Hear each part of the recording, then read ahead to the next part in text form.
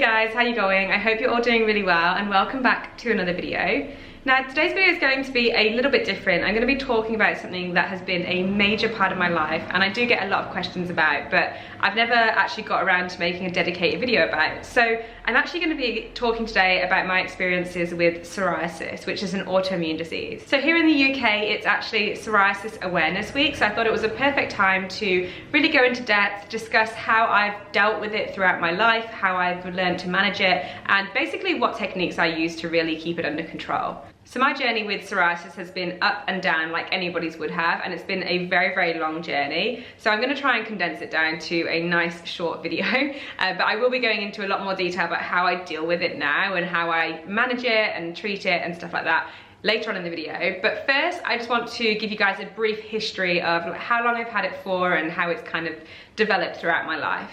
So I got psoriasis when I was a child, so I was around 7 years old, I think. And to be honest with you, I really don't remember much from this part of my life. In fact, in terms of my psoriasis, I don't really remember much until I was around 18, 19 or 20 or something like that. At least I don't remember it being a huge factor. But that being said, I know it was from what I've been told by my parents.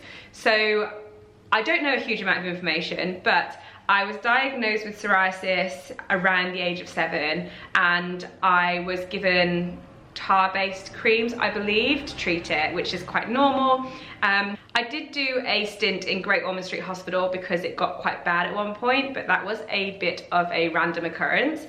Throughout my teenage years, again, I don't remember a huge amount, but I would say it was of like a medium severity. So it covered probably about 30% of my body, and for me, I mainly get affected on my scalp, on my face, my neck, and also my torso, so my stomach and my back, and then I get a few random patches on my arms and legs, but nothing too major at the moment.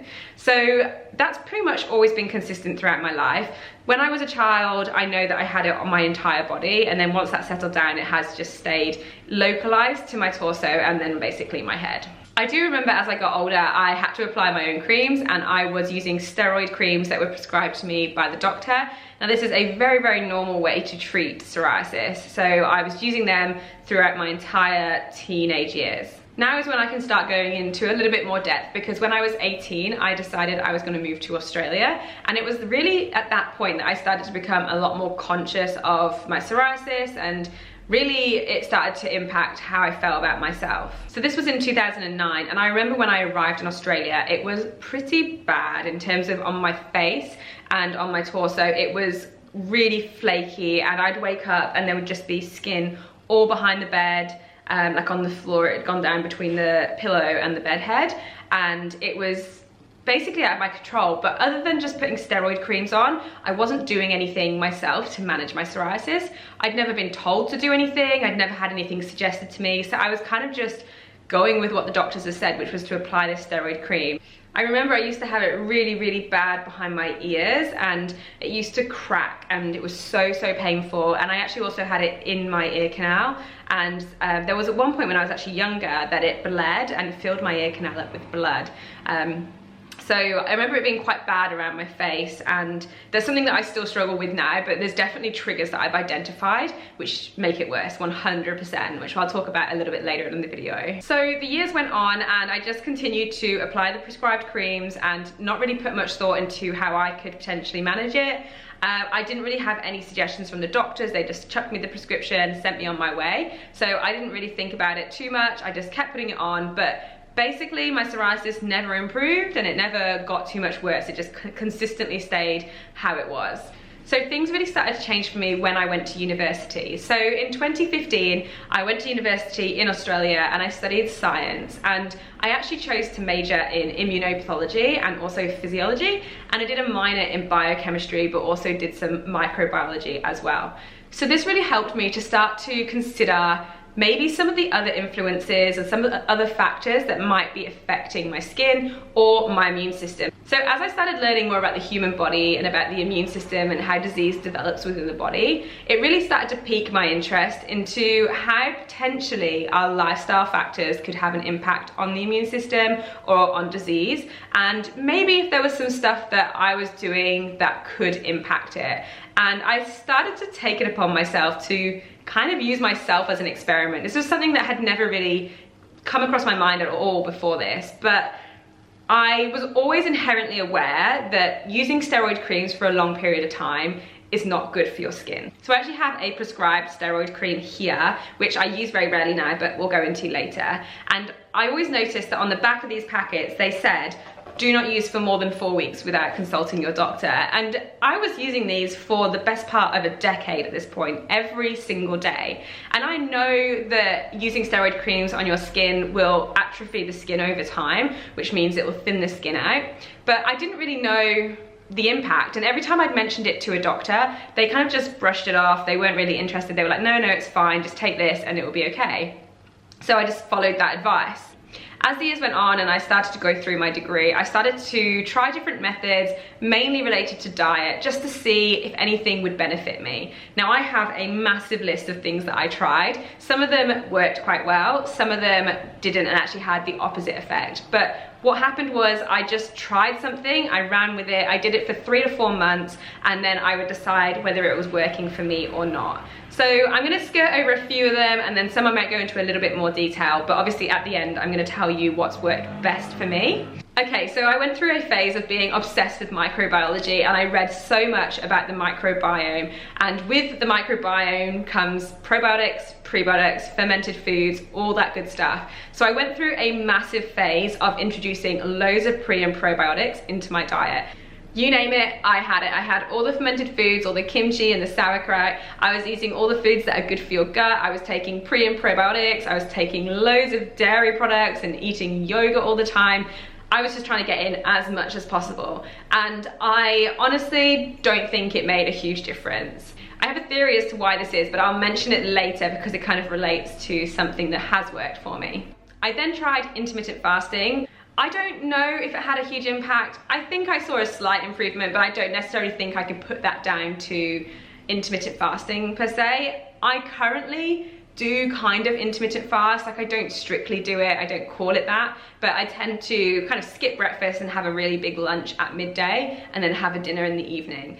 At the moment, again, I'll show you towards the end, my skin's pretty manageable, but I do have certain flare-ups, usually my own fault. And so I can't put intermittent fasting down to being a positive or a negative, but definitely wasn't a waste of time to try it out and see. Next, I tried reducing caffeine and alcohol. At the time, I was struggling a lot with anxiety. I don't drink a lot really, but I was probably drinking more than I usually did, and I was drinking a lot of coffee. I still drink a lot of coffee, but I should probably put this down. I still drink a lot of coffee. So I tried cutting out caffeine and also alcohol. Again, minimal results. I think it was a combination of factors, but there is now definitely a link between how much caffeine and alcohol I drink and how bad my psoriasis is, again, with a combination of other factors. Next up is the Autoimmune Protocol, which is AIP for short. Now, this is something I had read about and I thought it would be interesting to try, but basically it's a paleo diet. So it's very, very low in gluten and high in meat and fat, but we also eliminate things like nightshade vegetables, which, if you've not heard of nightshades, it's a family or subset of vegetables which have toxins in the skin naturally, and that's totally okay for everyone to eat, but it can make your condition worse if you have autoimmune disease or especially psoriasis. So I cut all that out, and honestly it made my skin worse. So now we're probably in 2017, 2018, and nothing had really worked that well so far. I'd continued to be putting on my creams every single day. I tried to get as much vitamin D as possible, living in a relatively sunny country, at least most of the year. I tried to get as much sun as possible, and if I was in a position where I could walk around with my top off, like just in my sports bra, then I would totally do that just to get some sun on my skin. But my skin was probably in the worst condition that it had been in my memory. Now, I know it was worse when I was a child, but that was a random occurrence, like I mentioned. So I was at a point now where I've been trying all these things and my skin was so painful. It was red raw so much, and because I'd lost weight by this point and I was exercising a lot more, the exercise was aggravating my skin even more, and the pain. I'll put some pictures up on the screen. I've got a couple of when I just finished exercising, how red it was. It was then that I introduced something that actually seemed to work, and that was going mainly plant-based. Now, I say mainly because I still did eat a little bit of meat. I probably have meat 1, maybe 2 days of the week, but other than that, I was eating mostly just vegetables, and then I also cut completely dairy. So before I went mainly plant-based, I was having cow's milk in my coffee, and I was also having a lot of Greek yogurt, and I switched to coconut yogurt and also nut milks in my coffee. So dairy was gone. I had seriously reduced on my meat, but everything else stayed the same. The only other thing that I did was just try to have as much variety as possible in my meals, lots of color on the plate. I'll put some pictures up here so you guys can see kind of the stuff I was eating. There was no right or wrong. I wasn't thinking about how much I was eating. I was just trying to get some variety and color on my plate. At first it seemed to get a little bit worse, but over time it seemed to improve. And I remember going to Noosa on holiday, and when I look back at the pictures, it actually was pretty good by that point. So I can only attribute it at the time to being in a plant-based diet, or a mainly plant-based diet. When I got back from that holiday, I was still eating the same diet. I was still eating mainly plant-based, but I noticed that my skin had started to get worse again and was getting pretty bad, probably back to the worst state it had been in my memory. Now, there was a couple of other things at play here. I was pretty stressed. I was working 2 jobs and I was at university full time. And when I did my degree, I was at uni doing labs and lectures 36 hours of the week, plus all the additional stuff I had to do, all the essays and reports I had to write, and all the learning I had to learn. And then also on top of that, obviously working 2 jobs. One of those jobs being a night shift job at a casino. So I was a croupier. And not only was I now working night shifts and getting very, very little sleep, but I was also working in a VIP area of the casino where people were allowed to smoke at the tables. And I don't smoke, and I know that when I was inhaling the smoke or just being around that atmosphere, it was aggravating my skin, because I'd get home from a shift and I would be in a lot of pain. And not only that, but it was very, very cold in that environment. The air conditioning was constantly blowing on my skin. I was so cold I'd be shivering, and that would also dry my skin out and aggravate it a lot as well. So I think a combination of being stressed out from the smoking environment, the air conditioning, and also very, very little sleep, my immune system and my skin were just taking an absolute battering. Not to mention, I was still putting steroid creams on my skin every single day. And it actually got to a point where I thought, I'm putting these creams on my skin, but I'm not getting any improvement or any relief. It's actually getting worse. So I'm completely wasting my time. So I started to pull back on putting my creams off. So I'd put them on and then I would leave it for like 2 or 3 days, and then I'd put them on again. And it did seem to relieve my symptoms slightly, but it was so negligible that I couldn't really attribute it to that. I actually booked a doctor's appointment, and at this point he referred me to a dermatologist to just see what else other treatment options were available. So I went to the dermatologist, and he said that my skin was kind of getting into the severe category and talked me through some of the treatment options. Now, because I'd studied immunopathology, I knew all the options, and I was very, very reluctant to go on injections or immunosuppressants. So if I could avoid that, then that would be ideal for me. So he then referred me for Uvb treatment. So I was pretty happy to take this option, because I knew when I did expose my skin to the sun that I did see a little bit of relief or a little bit of improvement. So I thought this was kind of the best option for me. Now, I asked that dermatologist in that appointment about using steroid creams, about the skin atrophy, to see what his opinion was. And he basically just said to me, it's fine that you've been using these for 20 years now. Just keep using them. He goes, the choice is you use them or you have worse psoriasis, which I don't really agree with, because my psoriasis was getting worse and worse and I'd been using these creams.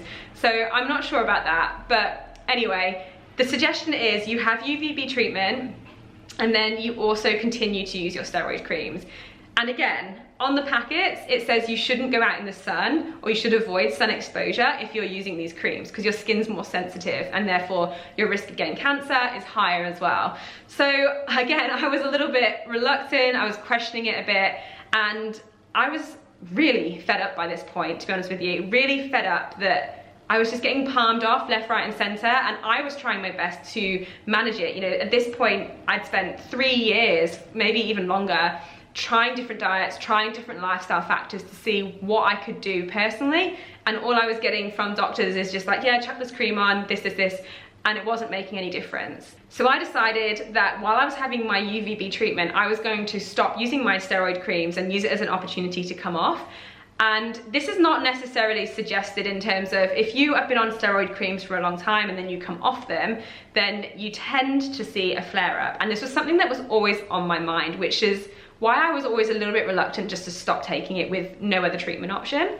But now I had sort of in my mind the security of the UVB treatment, I was happy to come off the steroid cream. So I just didn't use them anymore. I kept them just in case I ever needed them, and I started getting my UVB treatment. So for UVB, I was going to a private clinic. I was getting UVB treatment 3 times a week, and you start off going into the tube and you're only in for, I think it was like 30 seconds at first, and then they increase it slowly over time. I did this for 3 months, and I actually took photos every week to see if my skin was improving. So I will try and put some up on the screen.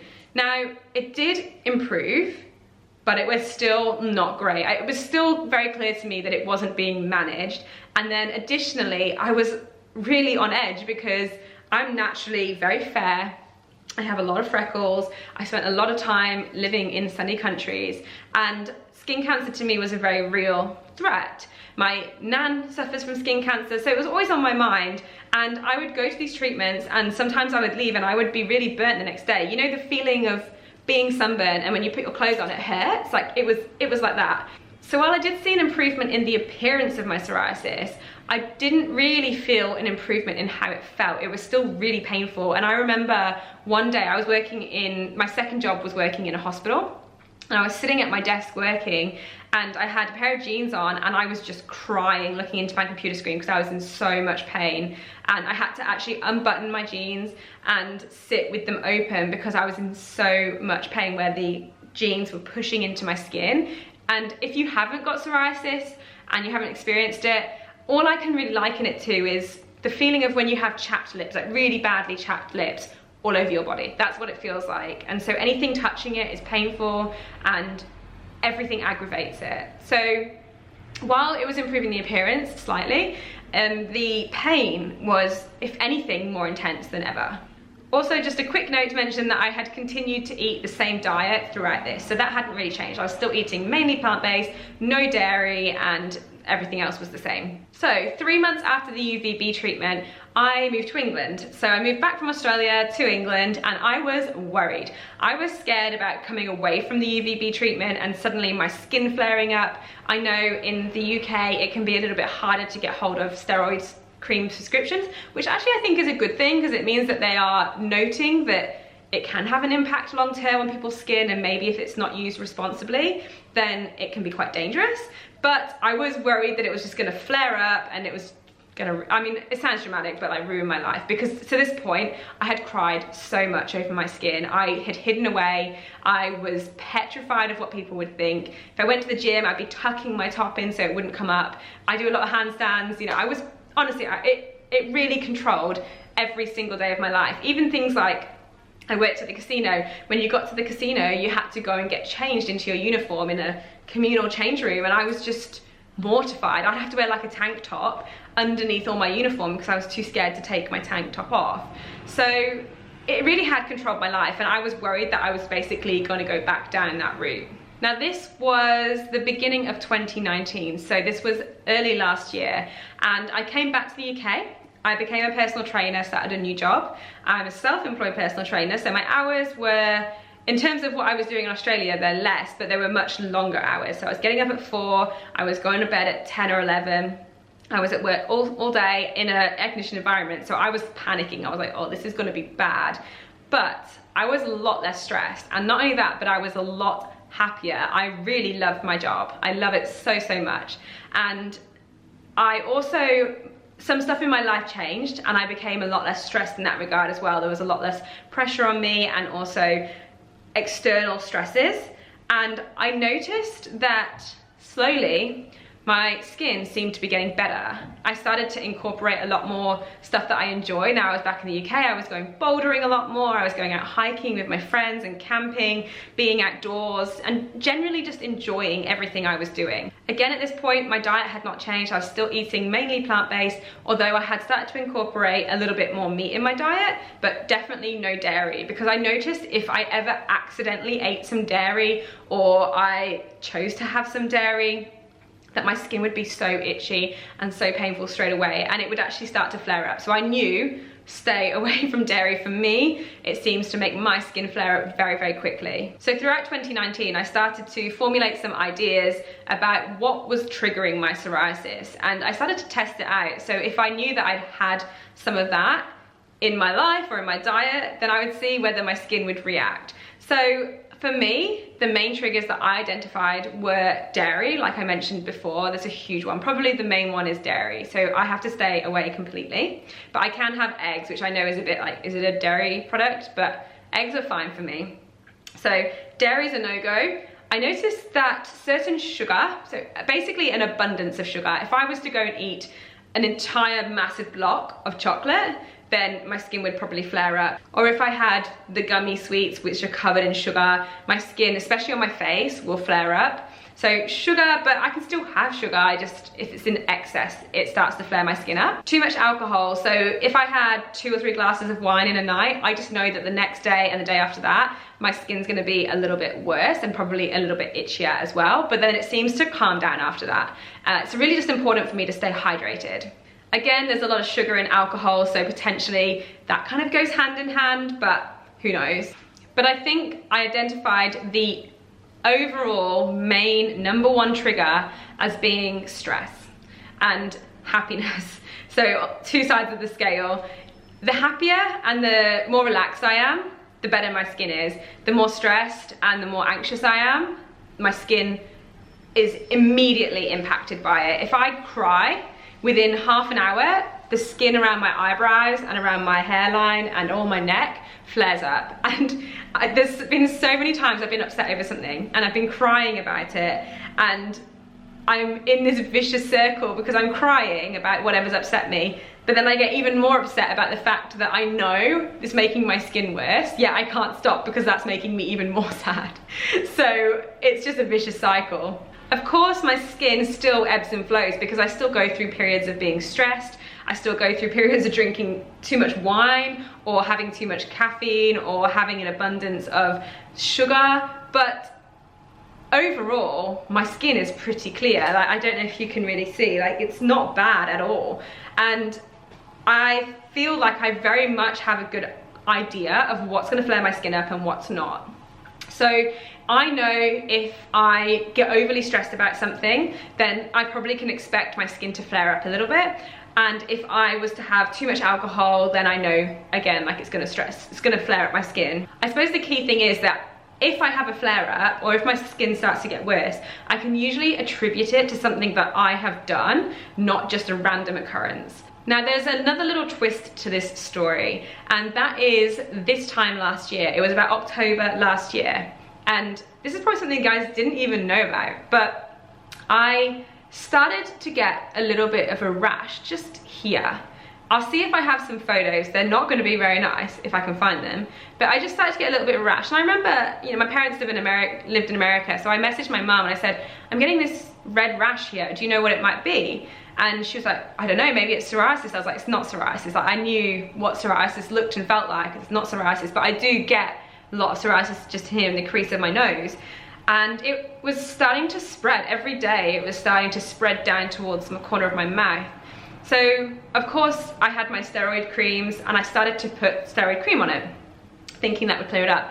And it didn't seem to, it just kept getting worse. And then after it had spread down here, it started spreading down the other side.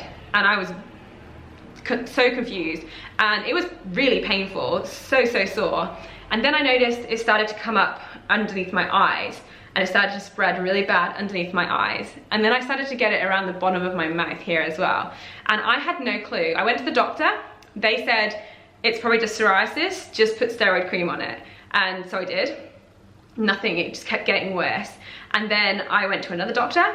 they actually then prescribed me oral steroids, prednisone, and I refused to take them because I was like, I think the steroid cream is actually making this worse.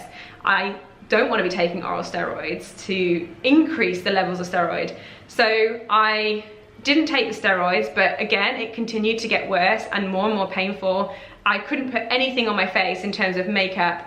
So I tried coconut oil, I tried moisturizer, I tried antifungal creams, like everything. I didn't know what it was. None of the doctors knew what it was. No one could identify it. And then one day I was Googling something and I saw a blog post. I can't remember where I saw it. It was like a female health website, but it was a blog post about somebody, and she was describing that she'd had this rash that specifically came from the nose to the corners of her mouth, spread to her eyes and then to her chin. And I was like, this is what it is. And she said that she had gone to loads of doctors and nobody could tell her what it was or diagnose it, but it turned out she had perifacial dermatitis. Let me check. Yeah, so it's basically called perifacial or peri-oral dermatitis. I think that's where it affects on the face. But I'll show you this picture. This is what it looked like. Let's focus. See how it's got the red and then little white bumps as well? So it was quite distinct, and I knew it wasn't psoriasis. So I was convinced that's what I had. And this is caused by several different things. One of them can be hormone imbalances, there can be other factors.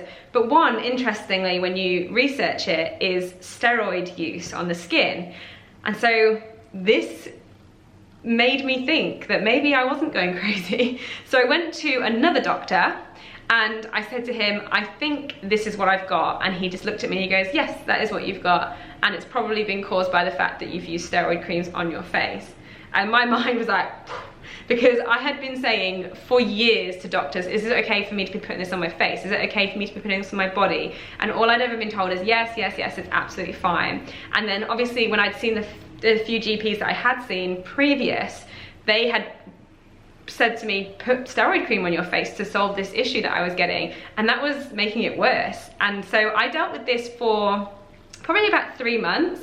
And when I saw that final doctor and he said, yep, that's what you've got, he said, what you need to do is put nothing on your face. No makeup, no moisturizer, no soap, nothing. He said, the only thing that you can put on your face is Vaseline.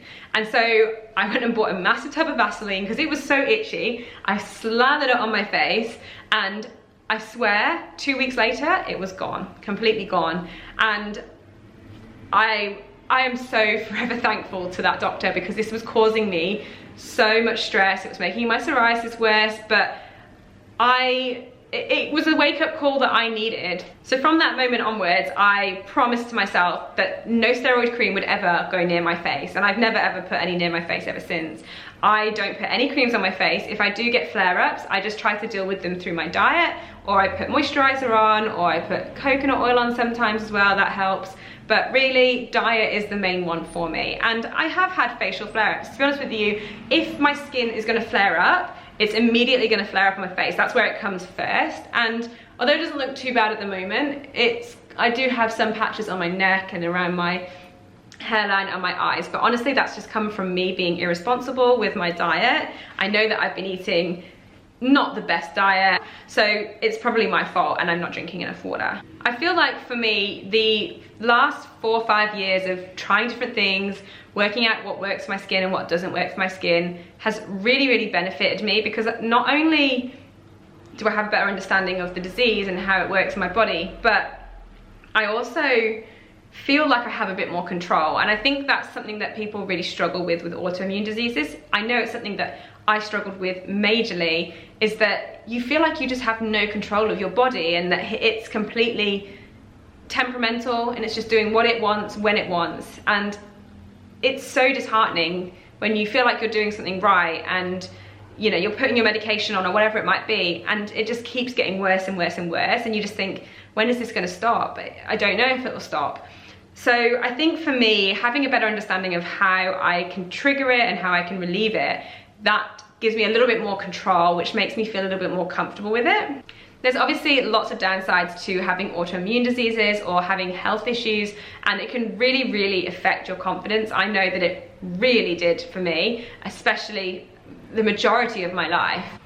Like I said, that lack of control can be so disheartening, but also things like finding clothing that doesn't hurt your skin, or finding moisturizers and having to spend so much money on different moisturizers just for them to hurt your skin even more. It's really a long and frustrating journey. However, there is definitely some positives to having it as well. The two ones that I'm more grateful for is, firstly, it makes me live a healthier life. It makes me have more respect for my body and choose options that are going to benefit me. You know, having good rest, looking after my health, eating healthy, eating balanced, trying to minimize things that aren't good for my body, so having too much alcohol or having too much caffeine. But also it gives me an immense amount of empathy for those who are in a similar position to me, or who have health problems or chronic pain. And I know that autoimmune diseases can feel so isolating, and you often feel like you're the only one because you're battling yourself. It's your body against you, and you feel so alone, and it can affect you in just so many ways. It's not as simple as like just black and white. And the fact that you know it can't be cured adds an extra layer of difficulty to it, and just it messes with your mind. It really does. So the fact that I deal with it, and I have had really bad experiences with it, and I've had good experiences with it as well, it gives me a huge amount of empathy, and I can relate to a lot more people. So I hope that this has given you a little bit of hope if you have psoriasis, or you have an autoimmune disease, or maybe just a little bit of empathy for other people who might be suffering with it and some of the things that they might experience.